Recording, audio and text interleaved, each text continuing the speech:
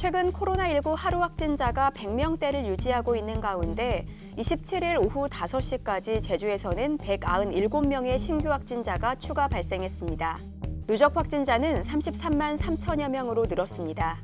제주자치도에 따르면 신규 확진자 가운데 20세 미만은 30여 명, 20세 이상 59세 이하는 120여 명, 60세 이상은 40명으로 집계됐습니다. 위중증 환자는 없고 격리 중인 확진자는 1,200여 명, 누적 사망자는 216명입니다. 제주 지역 단풍이 다음 달 하순부터 물들어 11월 초 절정에 이를 것으로 보입니다. 산림청이 국내 주요 산림 지역의 가을 단풍 절정 시기를 예측한 데 따르면 제주의 경우 한라산을 중심으로 10월 19일부터 단풍이 물들면서 11월 2일 가장 절정에 달할 전망입니다. 단풍 예측은 자생 수종인 당 단풍나무, 신갈나무, 은행나무 등 수종의 잎이 절반 이상 물들었을 때를 기준으로 합니다. 제주의 경우 당 단풍나무는 교래곶자왈이 10월 24일, 한라산 천백도로 11월 2일, 한라수목원 11월 12일 순으로 절정을 맞을 것으로 예측됐습니다. 유통기한을 어긴 풋귤 판매가 잇따르고 있는 가운데 제주자치도가 강력한 단속을 예고했습니다.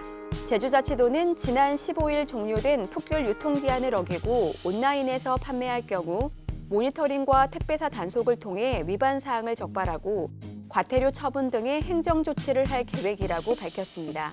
특히 10월 7일 이전 극조생 감귤을 출하할 경우 행정시 농정과 상황실로 신고해 품질검사 확인서를 반드시 발급받아야 합니다. 비상품 감귤 유통지도 단속반은 14개 반, 86명으로 구성돼 감귤 출하가 마무리되는 내년 2월까지 운영할 계획입니다. 내년 초등학교 일부 사회과 검정교과서에 제주 4.3 관련 내용이 실릴 것으로 보입니다. 전교조 제주지부는 내년 보급될 예정인 초등학교 5학년 2학기 사회과 검정교과서 11종 가운데 4개 교과서에 제주 4.3에 대한 내용이 서술돼 있는 것으로 확인됐다고 밝혔습니다. 고등학교 한국사 교과서에 제주 4.3이 포함돼 있지만 초등학교 검정교과서에 제주 4.3이 실리는 건 처음입니다. 전교조는 제주 4.3이 여전히 사회과 국가수준 교육 과정에 포함되지 않아 일부 교과서에만 반영된 것이라며 국가수준 교육 과정에 포함시키는 대책이 필요하다고 강조했습니다. 지금까지 오늘 제주를 알아봤습니다.